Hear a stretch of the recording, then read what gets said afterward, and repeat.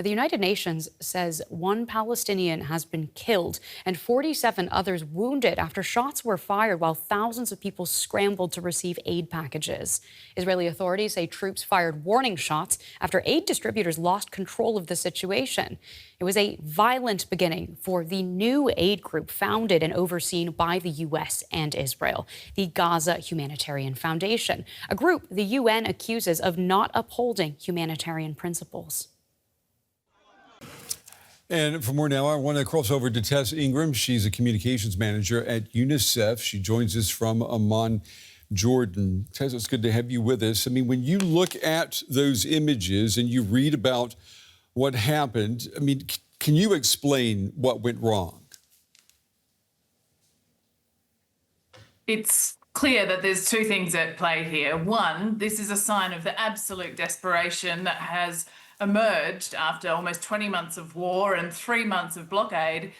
People are desperate to try and get what little aid they can to keep their children alive, to stop them from starving, to ensure that they have water and food. That's what we saw there. That's what we see in these images is people trying to survive.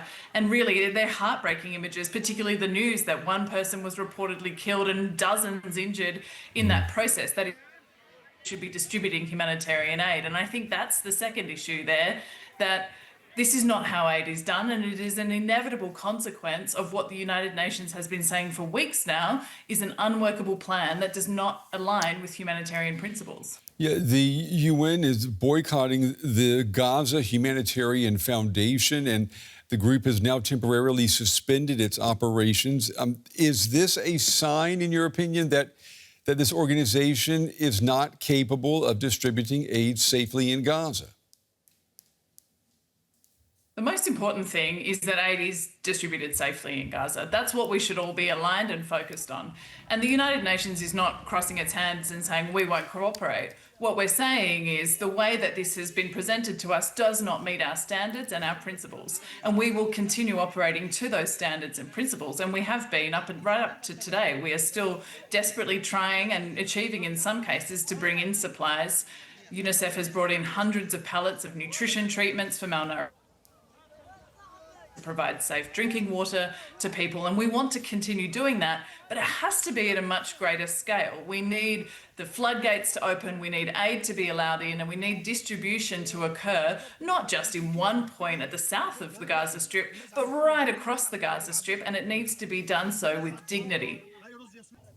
And Tess, I mean, for viewers here watching this, seeing these images, what is the one mistake or the biggest mistake that was made yesterday, in your opinion? I mean, what should have been done that was not done? I think that, what's clear to us is that the United Nations has a plan. We have proven that that plan works. And we want to be able to continue to do our job. We want to be able to continue to feed the people of Gaza. We have thousands of trucks outside of the Gaza Strip that we can bring in. And for example, during the ceasefire, we had 400 distribution points right across Gaza. We managed to bring in 600 trucks a day, 5 distribution sites, all of them in the south of the Gaza Strip. And they will be supported by 60 trucks a day. That's about a tenth of what we were doing. So it's clear that if you have only a small distribution point with limited amount of supplies, that creates chaos and confusion, and it can also act as bait to draw people from the north to the south of Gaza. That's what we're concerned about, and we're also concerned that vulnerable people will miss out as a result if they cannot make that dangerous journey under what continues to be heavy, indiscriminate bombardments. We are seeing more trucks arriving at the Kerem Shalom crossing. Aid is continuously getting into Gaza, and Israel says that there will be more distribution centers across the territory. Is that the right direction, in your opinion? I mean, is that enough to prevent starvation? There is still a critical risk of famine right across the Gaza Strip. 1 in 5 people face starvation, and we are more than 70,000 children could need treatment for malnutrition between now and March. Those are tremendous figures, and we must be able to do everything that we can to prevent those worst case scenarios. Once a famine is declared, it will be too late. People are already dying from malnutrition. So it's essential that everything possible is done to avert that crisis. But it has to be done in a principled manner, and that's what we've been saying. Otherwise, really, it does breach international humanitarian law. It puts civilians and humanitarians at risk, and we are really trying to avoid that as the United Nations by sticking to our humanitarian principles. Tess Ingram with UNICEF. Tess, we appreciate your time and your insights today. Thank you. Thank you. Our coverage continues now with Julie Billaud. She's an associate professor for anthropology and sociology at the Geneva Graduate Institute. Professor, it's good to have you with us. You specialize in humanitarian aid organizations, and with that in mind, what is your read on what happened yesterday? Well, I think, the images speak for themselves, so I can only agree with what your correspondent just reported. I think what we're seeing is a sheer despair of a population that is being starved deliberately. So we have an organized famine that is going on, famine being used, as a weapon of war. And so we have the Israeli government trying to cover up for its crimes and its genocide by pretending to provide, humanitarian aid. But indeed, none of the standards of humanitarian action are met. There is no dignity, there is no humanity, in this distribution. Only one point of the distribution was open, and people were alerted about this distribution a long time in advance. So they came, they crowded, they tried to grab whatever they could. This is absolutely horrendous, and we should absolutely reject the term humanitarian to describe this. We can talk about the logistics in just a moment further. I want to ask you, though, about what we heard coming from other aid groups and from the United Nations yesterday and today, criticizing the new Gaza Humanitarian Foundation because, and I'm quoting here, they're saying that this organization contradicts humanitarian principles. Put that into plain speak for us. What does that actually mean? Well, there are a number of standards that need to be met in order to, be validated as a trustworthy humanitarian organization, and none of these are met at the moment. So we have first a foundation, which was created by someone called Jake Wood, who is a former veteran of Iraq and Afghanistan, was this Team Rubicon kind of organization. It's supposed to be, headquartered or somehow, headquartered in Geneva. But the law firm that hosted the foundations now has also resigned. It's very opaque. There is no independence. It's quite clear that it's, U.S.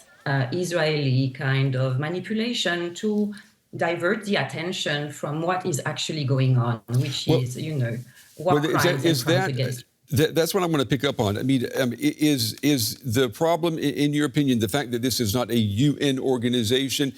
For the aid to be delivered effectively, does it have to be a UN organization doing it, in your opinion?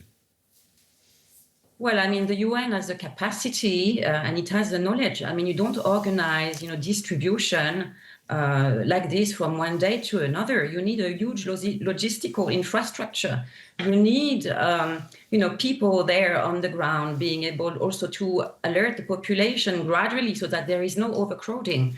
So, the, UN UNRWA has been dismantled by Israel. It's the historical organization in charge of humanitarian aid, in Palestine. The trucks have been stopped from entering the Strip for months on now. So we are not going to speak about humanitarianism when these things are going on. I think this is ridiculous. Well, what is your best case scenario then in this situation? We know that the Israeli government does not trust UNRWA, which is the organization which had been leading the efforts to distribute aid. So with the UN out of this equation, what's the best case scenario, in your opinion, for getting the help to these Palestinians? Well, I think, there is no way around the UNRWA. I think, this is quite clear. I mean, the trucks needs to get in and the distribution has to be organized. And since the past 18 months that this, genocide is ongoing, there's no other humanitarian organization that has had the capacity to develop the infrastructure that is necessary for this aid to be distributed.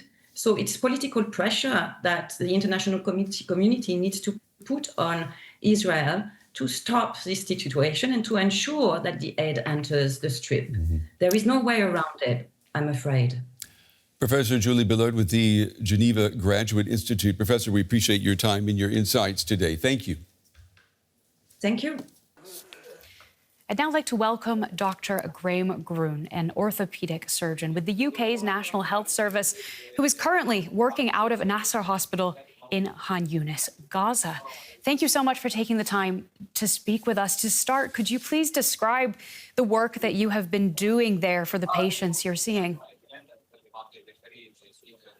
Well, we've been doing very similar work day after day. We've been receiving patients who are terribly mutilated.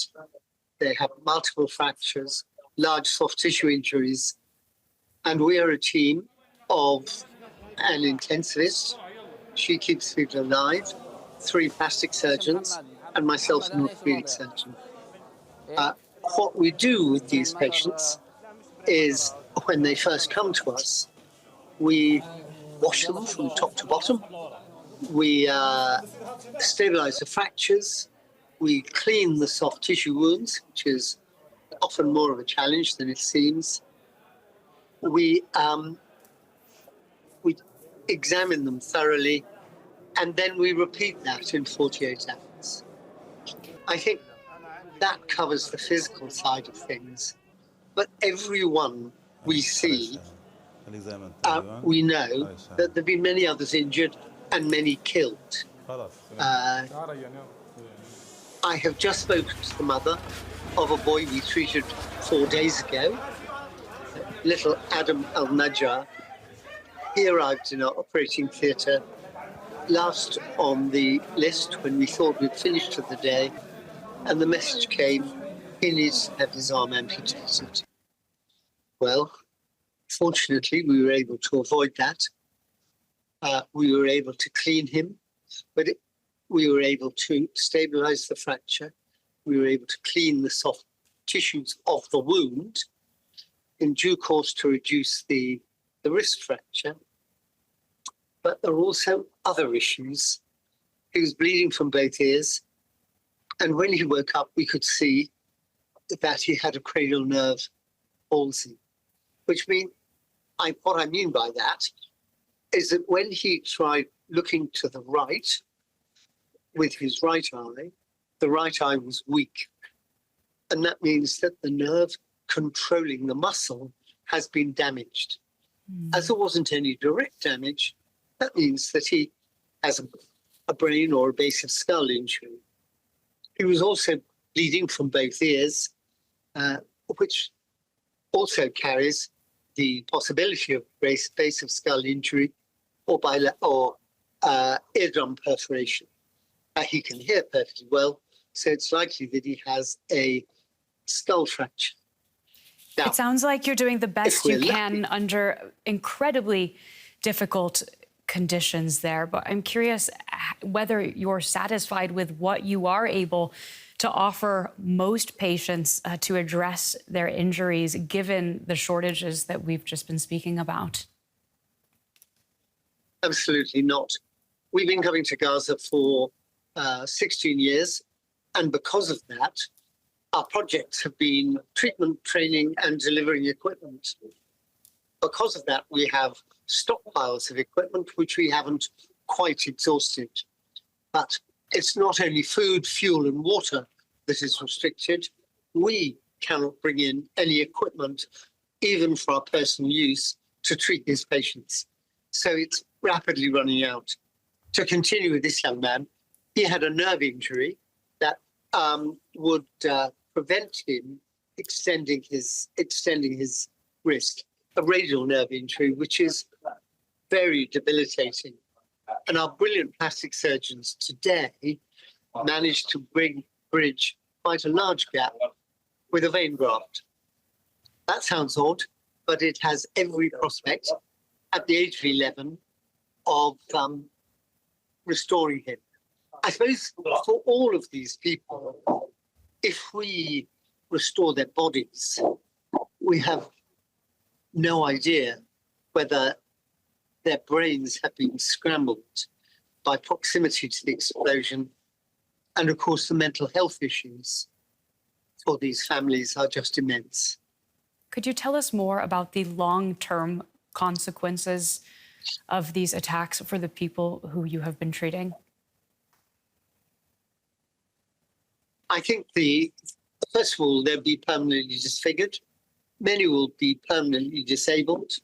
There are more than 4,000 to 5,000 amputees in Gaza. They don't have access to prosthetic limbs. Most of them will lead a life that is vastly different from the life that they might have led prior to being blown up. Well, thank you so much for the work that you're doing and also for taking the time to speak with us today on DW. That is Dr. Graeme Groom, an orthopedic surgeon with the NHS, speaking to us from Gaza.